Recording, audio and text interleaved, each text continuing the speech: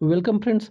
आज की वीडियो में हम देखेंगे लॉर्ड मिंटो द्वितीय के बारे में, जिनका शासनकाल सन 1905 से 1910 ईस्वी तक रहा था। और इनसे जुड़े हुए सवाल जो एग्जाम में पूछे जा सकते हैं वह यह कि इसके समय में आगा खां एवं सलीम उल्लाह खां के द्वारा ढाका में 1906 ईस्वी में मुस्लिम लीग की स्थापना हुई थी। ये आपको याद रखना है कि मुस्लिम लीग की स्थापना किसके समय हुआ था, तो लॉर्ड मिंटन द्वितीय के शासनकाल में।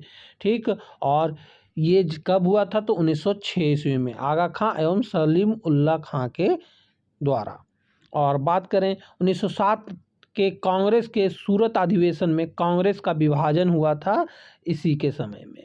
और इसके शासनकाल में 1907 ईस्वी में आंग्ल एवं रूसी प्रतिनिधि मंडलों के बीच बैठक हुई थी, ये भी आपको याद रखना है। और मुसलमानों के लिए अलग निर्वाचन व्यवस्था मार्ले मिंटो सुधार अधिनियम 1909 ईस्वी के द्वारा किया गया था, ये भी आपको याद रखना है। मुसलमानों के लिए अलग निर्वाचन व्यवस्था मार्ले मिंटो सुधार अधिनियम 1909 के द्वारा ही हुआ था। बात करें लॉर्ड हार्डिंग द्वितीय की, तो इनका शासनकाल सन 1910 से 1916 ईस्वी तक रहा था। और इनसे जुड़े सवाल जो एग्जाम में पूछे जा सकते हैं वही है कि 23 दिसंबर 1912 ईस्वी को लॉर्ड हार्डिंग पर दिल्ली में बम फेंका गया था। याद रखिएगा, दिल्ली पर में लॉर्ड हार्डिंग पर बम कब फेंका गया था, तो 1912 में। ये काफ़ी बार एग्जाम में क्वेश्चन पूछा गया है। और इस कांड में भाई बाल मुकुंद को फांसी की सजा हुई थी, ये बहुत बार पूछा भी गया है। और इसी के समय 28 जुलाई 1914 को प्रथम विश्व युद्ध प्रारंभ हुआ था, ये भी आपको याद रखना है। इसी के शासनकाल में फिरोज शाह मेहता ने बॉम्बे क्रॉनिकल एवं गणेश शंकर विद्यार्थी ने प्रताप का प्रकाशन किया था। ये बार बार क्वेश्चन भी पूछा जाता है।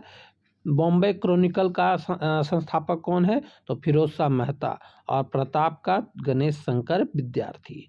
और 1916 ईस्वी में लॉर्ड हार्डिंग को बनारस हिंदू विश्वविद्यालय का कुलाधिपति नियुक्त किया गया था, ये भी आपको याद रखना है।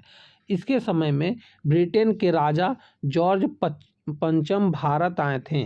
12 दिसंबर 1911 ईस्वी में दिल्ली में एक भव्य दरबार का आयोजन हुआ। यहाँ पर बंगाल विभाजन को रद्द करने की घोषणा की गई एवं भारत की राजधानी कलकत्ता से दिल्ली स्थानांतरित करने की घोषणा की गई।